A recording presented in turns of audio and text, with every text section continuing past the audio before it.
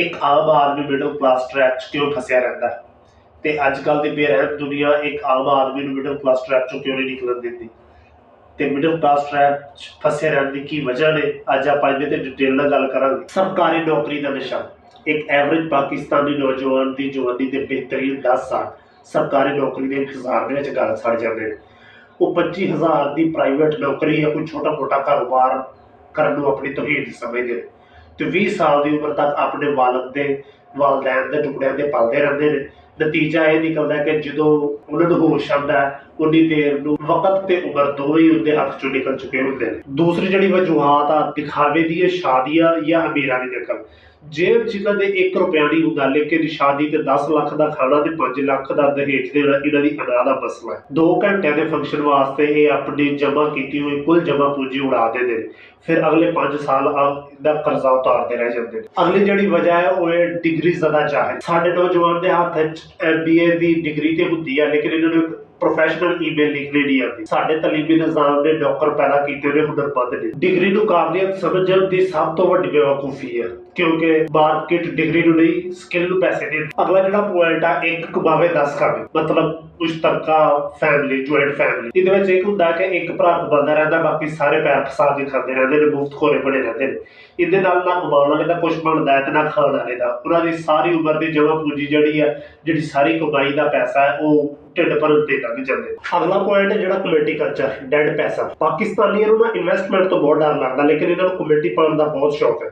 1 ਸਾਲ ਬਾਅਦ ਜਾਂ 2 ਸਾਲ ਬਾਅਦ ਜਿਹੜੀ ਇਹ ਕਮੇਟੀ ਪਾਉਂਦੇ ਨੇ ਉਹ ਮੈਨੂੰ 1 ਲੱਖ ਰੁਪਇਆ ਮਿਲਦਾ। 1 ਲੱਖ ਰੁਪਏ ਦੀ ਮਹਿੰਗਾਈ ਦੀ ਵਜ੍ਹਾ ਤੋਂ ਉਹਦੀ ਕਦਰ ਜਿਹੜੀ 70,000 ਰਹਿ ਚੁੱਕੀ ਹੁੰਦੀ। ਇਹ ਪਾਕਿਸਤਾਨੀ ਆਪਣੇ ਪੈਸੇ ਦੇ ਨਾਲ ਆਪਣੀ ਵੀ ਕਦਰ ਗਿਰਾ ਰਹੇ ਨੇ ਤੇ ਆਪਣੇ ਪੈਸੇ ਦੀ ਵੀ ਕਦਰ ਗਿਰਾ ਰਹੇ ਨੇ। ਅਗਲੀ ਜਿਹੜੀ ਵਜ੍ਹਾ ਹੈ ਨਾ ਉਹ ਵਜ੍ਹਾ ਹੈ ਕਿ ਈਗੋ। ਮੈਂ ਇਹ ਕੰਮ ਕਰਾਂਗਾ। ਕਸਮੇ ਅੱਲਾ ਦੀ ਪਾਕਿਸਤਾਨ 'ਚ ਬਹੁਤ ਸਾਰੇ ਐਸੇ ਬੰਦੇ ਨੇ ਜਿਹੜੇ ਕਹਿੰਦੇ ਨੇ ਮੈਂ ਚੌਧਰੀ ਦਾ ਬੇਟਾ, ਮੈਂ ਇਹ ਕੰਮ ਕਰਾਂਗਾ, ਮੈਂ ਉਹਦਾ ਪੁੱਤਰ ਆ, ਮੈਂ ਇਹ ਕੰਮ ਕਰਾਂਗਾ। ਇਸ ਕੰਮ ਦੀ ਵਜ੍ਹਾ ਤੋਂ ਲੱਖਾਂ ਘਰ ਉੱਜੜ ਗਏ। ਯਾਦ ਰੱਖੋ ਕਿ ਕੋਈ ਵੀ ਕੰਮ ਛੋਟਾ ਜਾਂ ਵੱਡਾ ਨਹੀਂ ਹੁੰਦਾ, ਬੰਦੇ ਦੀ ਸੋਚ ਛੋਟੀ ਜਾਂ ਵੱਡੀ ਹੁੰਦੀ। ਅਗਲੀ ਜਿਹੜੀ ਵਜ੍ਹਾ ਹੈ ਉਹ ਹੈ ਸਿਹਤ ਦੀ ਤਬਾਹੀ। ਅਸੀਂ ਉਹ ਕੌਮ ਹੈ ਜਿਹੜੀ 30 ਸਾਲ ਤੱਕ ਤੇਲ ਤੇ ਚੀਨੀ ਰੱਜ ਕੇ ਖਾਂਦੇ ਆ, ਰੱਜ ਕੇ।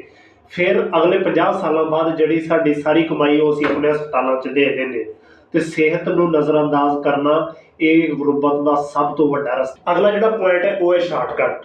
ਅਸੀਂ ਅਮੀਰ ਬਣਨਾ ਚਾਹੁੰਦੇ ਹਾਂ ਲੇਕਿਨ ਮਿਹਨਤ ਕੀਤੇ ਬਗੈਰ। ਕਦੀ ਡਬਲ ਸ਼ਾਹ, ਕਦੀ ਕ੍ਰਿਪਟੋ ਦਾ ਫਰਾਡ ਤੇ ਕਦੀ ਲਾਟਰੀ।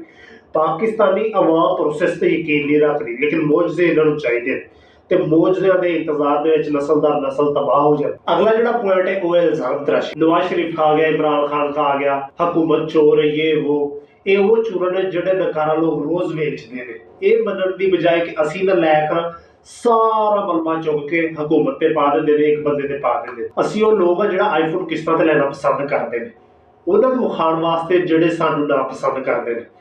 ਤੇ ਗੈਰ ਜ਼ਰੂਰੀ ਚੀਜ਼ਾਂ ਤੇ ਕਰਜ਼ਾ ਲੈਣਾ ਮਾਲੀ ਖੁਦਕੁਸ਼ੀ ਹੈ ਜਿਹੜਾ ਹਰ ਦੂਸਰਾ ਬੰਦਾ ਇੱਥੇ ਪਾਕਿਸਤਾਨ ਦੇ ਵਿੱਚ ਕਰਦਾ ਪਿਆ। ਅਗਲਾ ਜਿਹੜਾ ਪੁਆਇੰਟ ਹੈ ਉਹ ਹੈ ਸਿੱਖਣਾ ਬੰਦ ਕਰ ਦੇਣਾ, ਕਰਕੇ ਰੱਖਦੇ ਨੇ।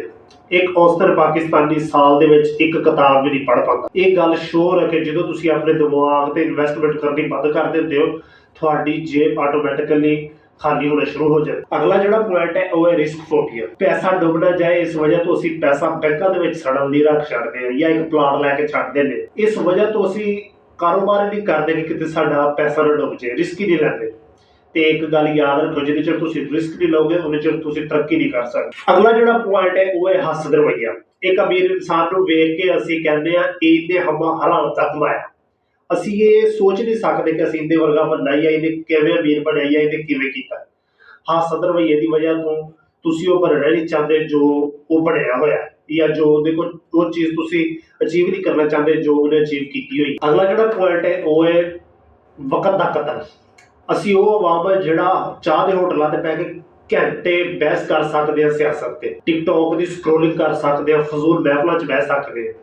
ਇੱਕ ਗਰੀਬ ਆਦਮੀ ਕੋ ਪੈਸੇ ਤੋਂ ਇਲਾਵਾ ਜਿਹੜੀ ਦੂਸਰੀ ਕੀਮਤੀ ਚੀਜ਼ ਆ ਉਹ ਹੈ ਵਕਤ, ਜਿਹੜਾ ਅਸੀਂ ਬੜੀ ਬੇਦਰਦੀ ਨਾਲ ਜ਼ਾਇਆ ਕਰੀ। ਆਪਣੀ ਬਦਹਾਲੀ ਦਾ ਮਲਬਾ ਹਕੂਮਤ ਤੇ ਜਾਂ ਦੂਸਰੇ ਬੰਦਿਆਂ ਤੇ ਜਾਂ ਤਕਦੀਰ ਤੇ ਪਾਉਣਾ ਬੰਦ ਕਰੋ। ਹਕੀਕਤ ਇਹ ਹੈ ਕਿ ਤੁਹਾਡੀ ਜੇਬ ਖਾਲੀ ਨਹੀਂ ਹੋਈ, ਤੁਹਾਡਾ ਦਿਮਾਗ ਬੰਜਰ ਹੋ ਗਿਆ। ਜਦੋਂ ਤੱਕ ਤੁਸੀਂ ਆਪਣੀ ਅਨਾਹ ਤੇ ਸੁਸਤੀ ਦਾ ਜਨਾਜ਼ਾ ਨਹੀਂ ਕੱਢ ਦਿੰਦੇ ਮਿਡਲ ਕਲਾਸ ਤੁਹਾਡੀਆਂ ਨਸਲਾਂ ਤੇ ਐਵੇਂ ਹੀ ਰਾਜ ਕਰਦੀ ਰਹੇਗੀ।